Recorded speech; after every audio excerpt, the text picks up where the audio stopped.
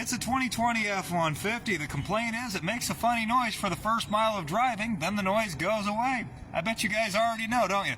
Well, there's no lights on. I took it for a drive and the condition is confirmed. You know, something about Ford, you can drive two identical F-150s and one will have noticeably more power for no obvious reason. This one has all of its 375 to 400 horse-ponies. This thing's peppy.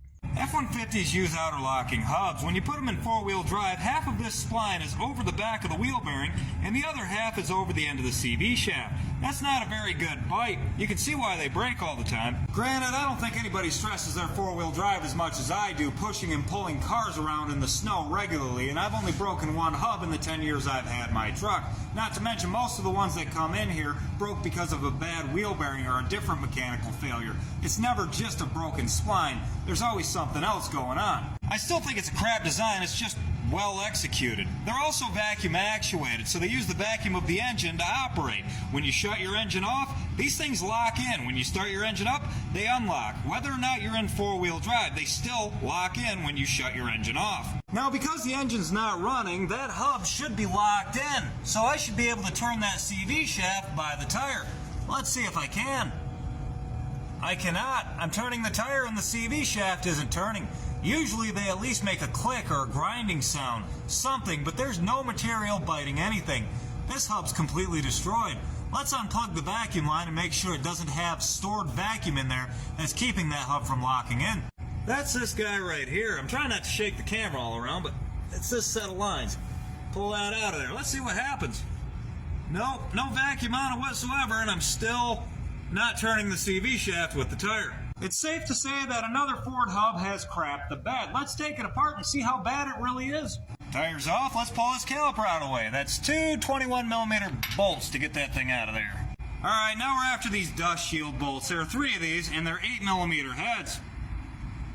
Now you want to take this wheel speed sensor off. This comes with the new wheel bearing, but you still don't want to break this speed sensor. If you were going to buy a wheel speed sensor from a parts store, it would cost you over $200. This is a good thing to save and put in a drawer someplace, just in case yours gets ripped off by a stick or something, and you don't want to buy a whole wheel bearing just to replace a wire. You want to take this 8mm bolt out right here. This snaps in here, clips in there, and now we got to go up top to show you where it plugs in.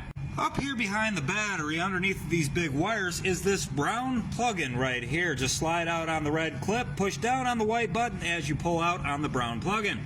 That guy right there. You want to unbolt this brake hose bracket right here on the back of the spindle housing. That's a 10mm. Get that out of there. Let me pause you. We want to get this little cover off the end for the CV nut right there. Just grab it with some channel locks or something. She should let go. You get one of those with the new bearing as well.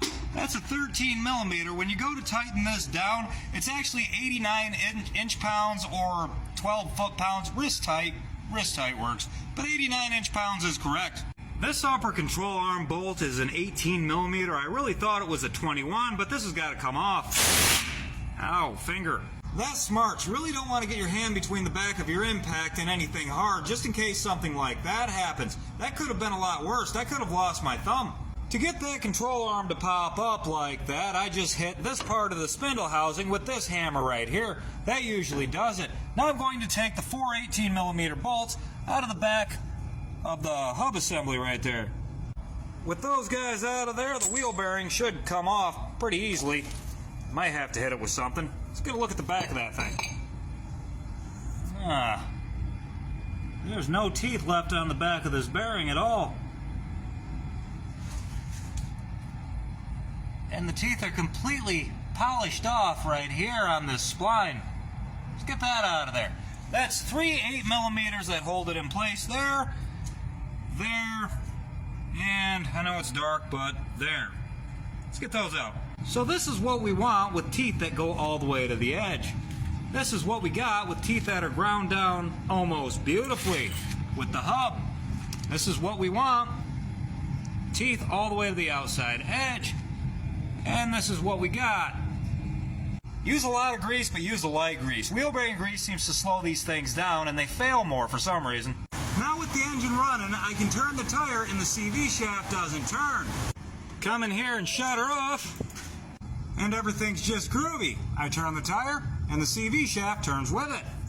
She's fixed. I personally believe the reason this happens so often to these trucks is the grease they use at the factory is too thick and it slows down the engagement. I feel like it sort of grinds there a little bit in between engaged and disengaged. One way to help this would be to stop to put your truck in four-wheel drive and take it back out. That's what I do, but Ford says you don't have to.